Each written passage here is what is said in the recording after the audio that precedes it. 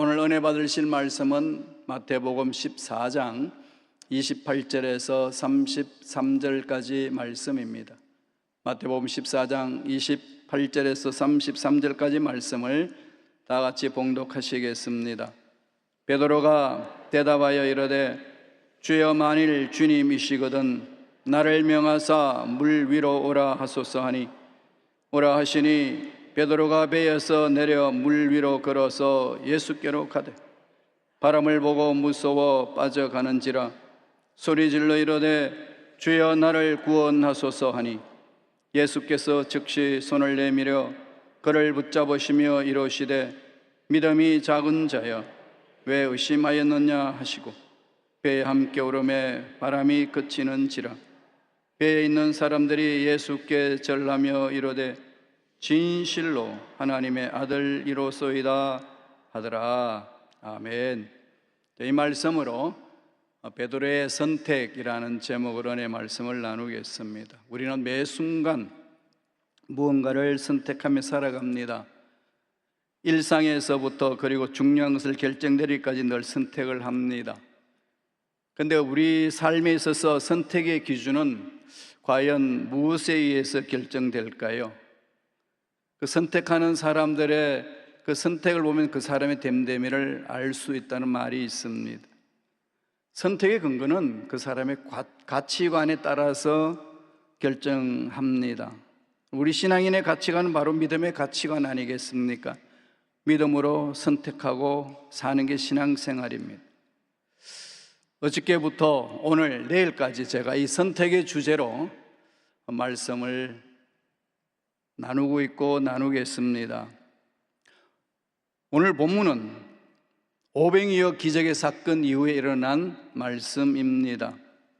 오병이어 기적을 베푸신 후에 사람들이 많이 몰려드니까 그 사람들 다 멀리하고 산으로 기도하러 가시면서 제자들을 갈릴리 바다에서 건너가라고 말씀합니다. 주님의 그 말씀을 듣고 갈릴리 바다로 가는데 큰 풍랑을 만납니다.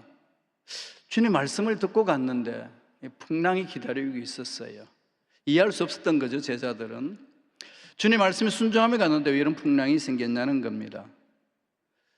그냥 밤새도록 그 풍랑에서 벗어나려고 몸부림쳤지만은 어떻게 할 수 있는 일이 없었습니다. 맴맴 돌고 있습니다. 앞으로 나가지도 못하고 돌고 있는 겁니다. 그들은 다 어부 출신 아니겠습니까? 배에서 자란 사람들입니다. 물의 위치를, 그 상황을 너무 잘 압니다. 그런데도 이겨낼 수가 없어요. 주님은 오시지 않고 밤사경쯤 그럽니다. 성경에 보니까 밤사경쯤에 오셨다. 밤사경이 언제일까요?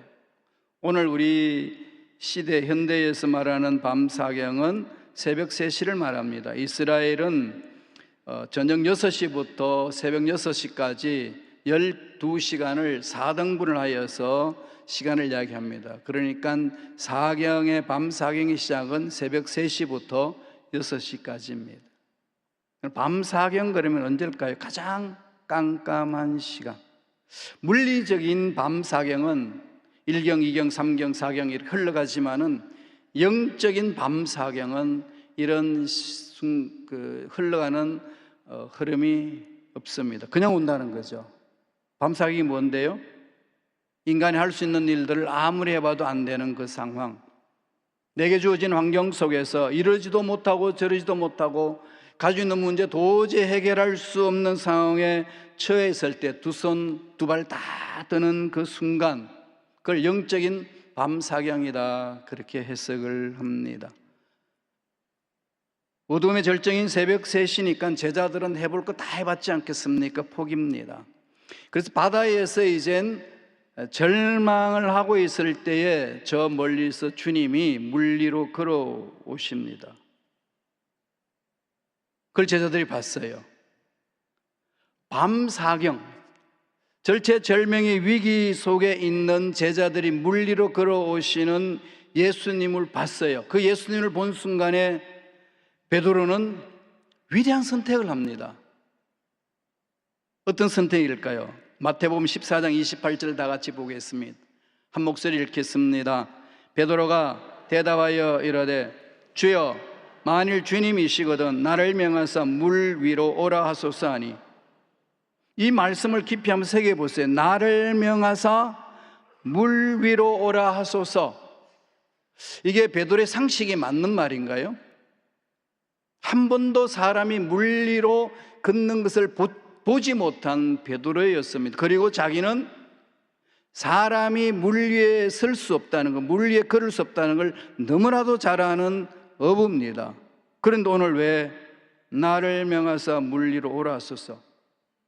전능하신 주님의 사랑과 은혜를 체험하고 난 이후에 주님이 물 위를 걸어오는 그 순간을 바라보고 결단하는 거죠. 그래서 오늘 우리에게 주시는 첫째 메시지는 안주하느냐 모험하는가, 안주하는가 모험하는가입니다. 베드로는 사람들이 한 번도 해보지 않은 일에 모험하고 도전장을 던집니다.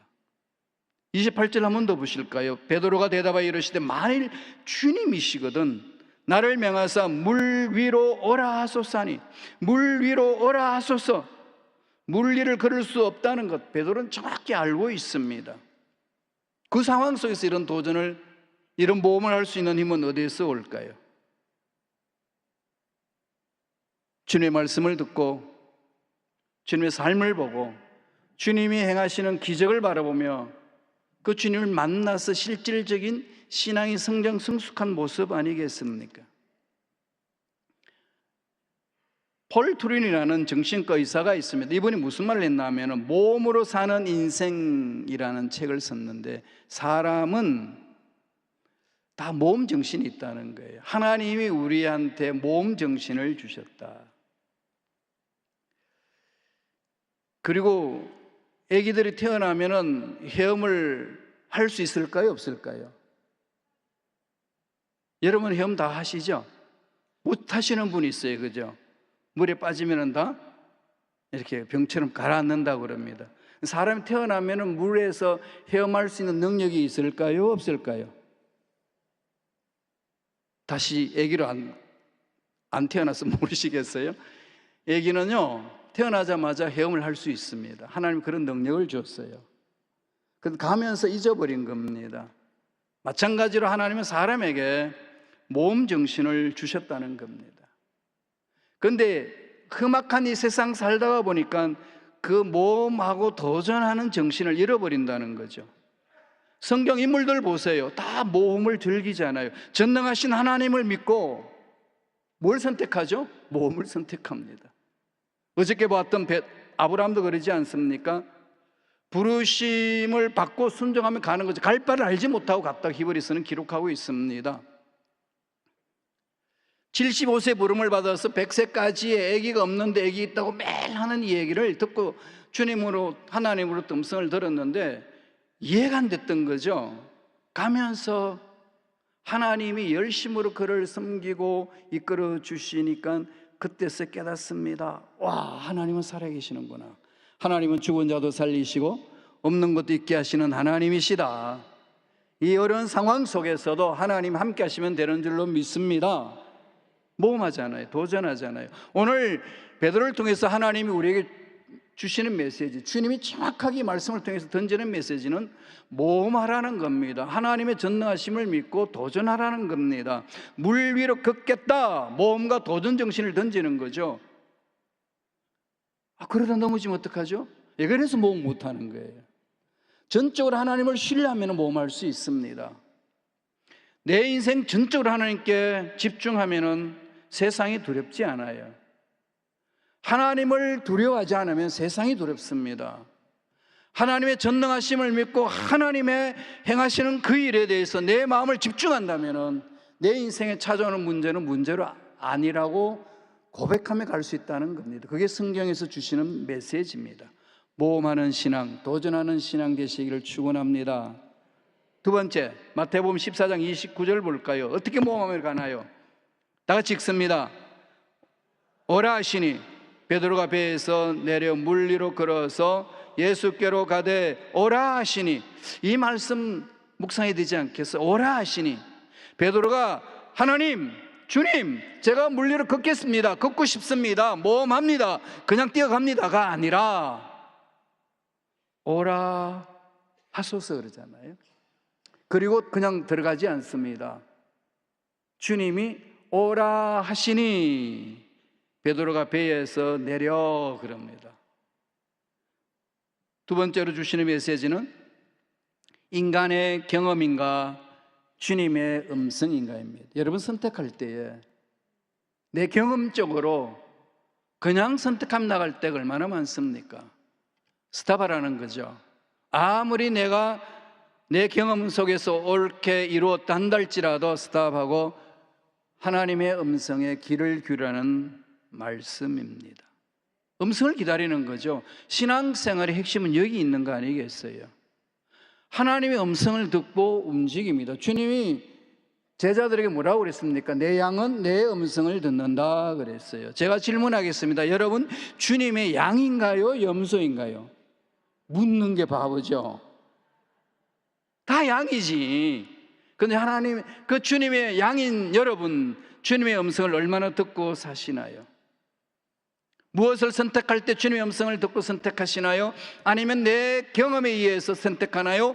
아니면 사람들이, 아니면 내 생각이 될 만하니까 선택하고 나아가시나요? 물론 그렇게 살 수도 있겠죠. 물론 자기 선택입니다. 신앙인은 주님의 음성을 듣고 선택하라고 강조합니다. 오라 하시니 베드로가 배에서 내려 물 위로 걸어서 예수께로 가되, 도전하지 않으면요 그냥 안주하게 되어 있습니다. 그리고 어떤 사람은요 늘 배 안에 있으면서 주여 물 위를 걷게 하소서 기도만 하고 있어요. 안 나와요. 배에서. 배에서 안 나오면 물 위를 어떻게 걷습니까? 나오셔야 돼요. 그냥 무턱대고 나오는 것이 아니라 주님의 음성을 듣고 한 걸음 한 걸음 움직입니다. 주님도 지상에서 사회 가실 때에 항상 하나님 아버지의 뜻을 묻고 행하셨습니다. 요한복음 5장 19절이에요. 이건 꼭 우리 마음판에 말씀을 새겨놔야 됩니다. 요한복음 5장 19절 한번 읽어볼까요? 그러므로 예수께서 그들에게 이르시되 내가 진실로 진실로 너희에게 이르노니 아들이 아버지께서 하시는 일을 보지 않고는 아무것도 스스로 할 수 없나니 아버지께서 행하시는 것을 아들도 그와 같이 행하느니라. 철저하게 아버지께서 보여주신 것, 하나님 아버지께서 말씀하시는 것에 집중했습니다. 겟세마네 동산에서 기도하실 때도 어떻게 하셨나요? 가능하다면 이 험악한 길에서 벗어나게 하옵소서. 그렇게 기도하고 나서 결론은 어떻게 내리시죠? 내 뜻대로 마옵시고 하나님 뜻대로 하옵소서. 이게 기도의 핵심이잖아요. 기도는 그냥 무턱대고 부르짖는 게 아니라고 성서는 가르칩니다. 빌립보서에도 보면은 아무것도 염려하지 말고 오직 기도와 간구로 너희 구할 것을 감사함으로 구하라고 하지 않습니까? 기도와 간구로 그랬어요. 기도는 뭐고 간구는 뭘까요? 물어봤더니 기도는 기도하는 거고요, 간구는 간절히 기도하는 거고 그래요. 기도할 때 간절히 안 하시나요? 성경 원어를 보면은 기도는 프로시케로 되어 있어요. 프로시케라는 뜻은 하나님께 내 마음을 맞춘다, 하나님의 뜻을 구한다 그 말이고, 간구는 대시스로 나의 필요를 요청한다 그랬습니다. 그래서 사도 바울이 말하는 빌립보서 그 기도 내용을 종합하면은 기도란 하나님의 뜻 안에서 부르짖는 것 그럽니다. 그 뜻을 잘 모르니까 어떻게 하죠? 성령께서 도우시잖아요. 간절히 기도하면 성령의 임하심으로, 성령의 기름 부으심으로 내 안에 임할 때 방언으로 기도하게 하시잖아요. 말할 수 없는 탄식으로 기도하시는 성령의 은혜, 뜻대로 구하시는 거거든요. 하나님의 일은 그렇게 이루어집니다. 따라서 신앙생활의 핵심은 주님의 음성을 듣는 데서부터 시작한다. 명심하셔야 합니다. 그리고 한 걸음 한 걸음 옮기셔야 돼요. 어저께도 말씀드렸듯이 우리는 믿음 생활이에요. 믿습니다 그러잖아요. 세상 사람들은 사주팔자를 보고 그냥 큰 난리치지만은 우리는 그런 게 사는 게 아니라 믿음의 팔자예요. 믿음대로 될지어다 그러잖아요. 믿음 위에 서는 겁니다. 어떻게 하나님의 음성을 듣죠? 예, 하나님이 눈으로 볼 수 있도록 하나님의 성품을 보여주신 말씀이잖아요. 말씀을 펼치셔야 돼요. 말씀을 깊이 묵상하고 암송하고 읽고 늘 말씀 안에서 하나님을 만나는 거예요. 덮어놓고 믿어 아니에요. 말씀을 열어놓고 믿으셔야죠. 날마다 그 말씀을 상고하시면서 하나님 앞에 가까이 가셔야 됩니다. 거기에서 내 마음에 소원이 일어나는 것이고 가슴이 뜨거워지는 거예요. 그럼 말씀인지 아닌지 어떻게 합니까? 하나님 나라는 먹고 마시는 것이 있는 것이 아니라 성령 안에서 의와 희락과 평강이라. 로마 14장 17절에 그 말씀하시거든요. 하나님의 나라의 속성, 내 의가 드러나는 게 아니고 하나님의 의가 드러나는 것이고 내 마음에 평강이 임하면 샬롬이 임하는 거예요. 평안합니다. 문제가 있든 말든지 환경이 어렵든지 중요하지 않아요. 좋든지 그런 거 상관하지 아니하고 하나님의 뜻은요 평강이 와요. 평안해요. 그리고 기뻐요. 힘들어도 기뻐요. 아버지 뜻은 그렇습니다. 말씀을 들으면 마음에 소원이 있는데 그 소원이 환경 앞에 그런 평강이 있고 기쁨이 있을 때는 밀고 가셔야 됩니다. 마지막으로 마태복음 14장 30절 한번 다 같이 읽어볼까요?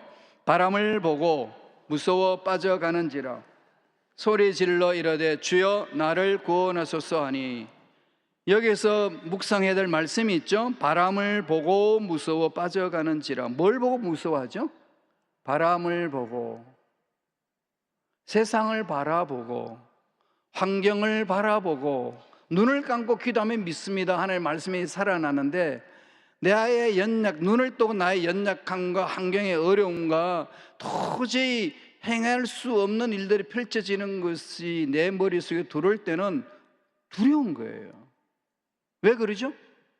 환경을 보니까. 베드로도 마찬가지입니다. 자기가 한 번도 경험해보지 못한 사실을 물 위로 걸어봤잖아요. 물을 걷는다는 것은 하나님의 기적이 임했다는 것이고 하나님의 임재로 그 능력을 체험했다는 것 아니겠습니까? 그런 상황 속에서도 바람을 보고 무서워 빠져가는지라 그럽니다. 오늘 셋째로 주시는 메시지는 뭘까요? 환경을 보느냐? 주님만을 보는가입니다. 여러분 선택하실 때 어떻게 선택하고 가시나요? 사람은 환경에 휩쓸리기 쉽습니다. 감정의 동물이고 이성의 동물이기 때문에 내 생각 속에 된다 그러면 그냥 믿습니다. 그래요. 그건 믿음 아니에요. 환경에 풀릴 것 같으면 믿습니다. 그래요. 믿음 아니라니까요. 그럼 믿습니다 외치지 않아도 그냥 돼요. 믿음이란 문제 있든 없든 환경이 좋든 안 좋든 상관하지 않고 살아계신 하나님께서 내 마음에 말씀을 주셔서 이 약속대로 될지어다, 그 약속의 말씀을 붙들고 믿는 자가 믿음이라는 겁니다. 믿음이 있다는 얘기예요. 어저께도 말씀드렸듯이 믿음이란 약속의 말씀이 그대로 이루어질 것을 확신하는 것. 약속의 말씀을 붙드셔야 돼요. 하나님은 언제나 약속을 하시고 약속하신 대로 성취하세요. 예언하시고 성취하셔요. 구약에서 예수님 오실 것을 예언하시고 신약에서 예수님이 오셨어요. 늘 하나님 그렇게 역사하십니다. 하나님은 약속하시고 언약하시고 그 약속하시고 언약하신 대로 이루어 가시는 거예요. 우리는 그 약속과 언약에 관심 없이 이거 이루어 달라고 하니까 너무 무지막지하게 매달리기만 하는 그런 어리석은 신앙생활을 하기가 쉽다는 겁니다. 이거 잘못 이해하면 기도하지 말라는 겁니까? 매달리지 말라는 겁니까? 엉뚱한 생각을 할 수 있는데요, 그 말씀이 아니라는 걸 아시죠? 말씀에 목숨을 걸라는 겁니다. 하나님의 약속에 목숨을 걸어야 된다는 거죠. 마태복음 14장 30절 보면은 바람을 보고 무서워 빠져가는지라 소리 질러 이르되 주여 나를 구원하소서. 바람을 봤다는 것, 나의 연약함을 바라보는 거죠. 환경은 수시로 바뀝니다. 아무리 문제 해결받아도 또다시 문제가 일어나요. 그럴 때마다 우리의 마음은 어디에 집중할까요? 하나님은 살아계시고 죽은 자도 살리시고 없는 것도 있게 하시는 하나님이십니다. 집중하셔야 돼요. 그분이 우리와 함께 하신다고 약속하셨습니다. 마태복음 28장 20절에서 뭐라고 그러셨나요? 볼지어다 내가 세상 끝날까지 너희와 항상 함께 있으리라. 하시니라. 제가 선교사로 활동할 때 늘 가슴에 새긴 말씀이 이거였습니다. 정말 힘들고 어려운 상황 속에 할 수 있는 것은요, 주님밖에 없어요. 주님을 신뢰하는 거예요. 볼지어다 내가 세상 끝날까지 너희와 항상 함께 있으리라. 주님이 함께 하신다. 주님의 이름이 임마누엘, 함께 하신다는 것 아닙니까? 죽든지 살든지 함께 하시는 주님만 바라봅니다. 사실요, 우리 인생은 다 한 번 살다가 죽잖아요, 그죠? 이래도 죽고 저래도 죽어요. 제가 내린 결론은 그래요. 어차피 죽는구나. 그러면 난 하나님 약속의 말씀을 붙들고 그냥 도전하고 달리자. 그런데 하나님이 죽겠다고 달려드는 자를 절대로 죽이지 않고 살려주셨어요. 주셔요. 살아서 이렇게 여기 와 있습니다. 도전하세요, 여러분. 두려워하지 마세요. 세상이 여러분을 두렵게 만들어도 두려워하지 마세요. 악한 영에 빠지지 마시기 바랍니다. 마태복음 14장 31절에 어떻게 하시죠? 예수께서 즉시 손을 내밀어 죽게 된 영혼들을 버리지 않습니다. 주를 위하여서 헌신하고 달려가는데 어려운 일이 있고 힘든 일이 있어도 때가 되면 주님은 즉시 손을 내밀어서 살려주십니다. 이 하나님을 신뢰하면 세상에 뭐가 두렵겠어요? 뭐가 두렵겠습니까? 여러분, 무엇 때문에 두려워하고 불안에 뜨시나요? 무엇이 여러분들을 불안해하고 무엇이 여러분들을 두렵게 합니까? 살아계신 하나님이 나와 함께 하시는데 그 하나님 손 붙잡고 이 순간에도 아니 앞날에도 날마다 승리하시는 저와 여러분 되시길 축원합니다. 다 같이 기도하겠습니다. 여러분, 소원이 있으시지요? 가슴에 손을 얹고 아픈 곳에 손을 얹읍시다. 주님만 바라봅시다. 오직 이 시간에 주님만 바라보는 겁니다. 기도합니다. 하나님, 오늘도 우리에게 도전할 수 있는 말씀을 주신 은혜에 감사와 찬양을 드리옵나이다. 늘 아버지 말씀에 마음을 집중하게 하시고 하나님의 말씀에 귀를 열게 하시고 그 말씀대로 순종해 사는 우리 삶이 되게 역사하여 주옵소서. 마음에 소원이 있어서 가슴에 손을 얹고 기도합니다. 주님, 피 묻은 손으로 안수하여 주시옵소서. 세상 문제로 인하여서 트라우마가 생기고 여러 가지 일들로 인해서 마음에 한이 생긴 주님의 심령들 있습니다. 풀어주시옵소서. 마음의 한은 풀어질지어다. 고통은 사라질지어다. 우울증은 떠나갈지어다. 주여, 육체의 연약함으로 육체에 병이 있어서 믿음으로 손을 얹고 기도합니다. 치료하여 주옵소서. 모든 암세포는 사라질지어다. 만성 외양성 대장염은 떠나갈지어다. 가민성 대장증후군도 사라질지어다. 간염과 간암은 깨끗하게 취함을 받을지어다. 담석증과 췌장염과 암은 떠나갈지어다. 폐렴과 암은 예수 이름으로 물으며하노니 나음을 입을지어다. 심장질환과 부정명 뇌졸중은 이 시간에 깨끗하게 취함을 받을지어다. 고혈압과 당뇨병도 나음을 입을지어다. 갑상선과 백혈병은 예수 이름으로 물으며하노니 사라질지어다. 모든 병만은 머리부터 발까지 떠나갈지어다. 제가 채찍에 맞음으로 나음을 입었다 하였사오니 주여, 우리가 약속의 말씀을 믿고 구합니다. 머리부터 발까지 깨끗하게 치료하여 주시옵소서. 은혜 감사하여 정성껏 드린 예물을 손길이 있습니다. 축복하셔서 30배, 60배, 100배 복을 받아 누리게 허락하여 주시고 하늘 문을 여시사 형통의 복, 건강의 복, 장수의 복이 넘쳐나게 축복하여 주시옵소서. 감사하고 예수님 이름으로 축복하며 기도드리옵나이다. 아멘. 다 같이 우리 주기도문 하겠습니다. 하늘에 계신 우리 아버지여, 이름이 거룩히 여김을 받으시오며 나라가 임하시오며 뜻이 하늘에서 이루어진 것 같이 땅에서도 이루어지이다. 오늘 우리에게 일용할 양식을 주시옵고 우리가 우리에게 죄 지은 자를 사하여 준 것 같이 우리 죄를 사하여 주시옵고 우리를 시험에 들게 하지 마시옵고 다만하게서 구하시옵소서. 나라와 권세와 영광이 아버지께 영원히 쌓옵나이다. 아멘.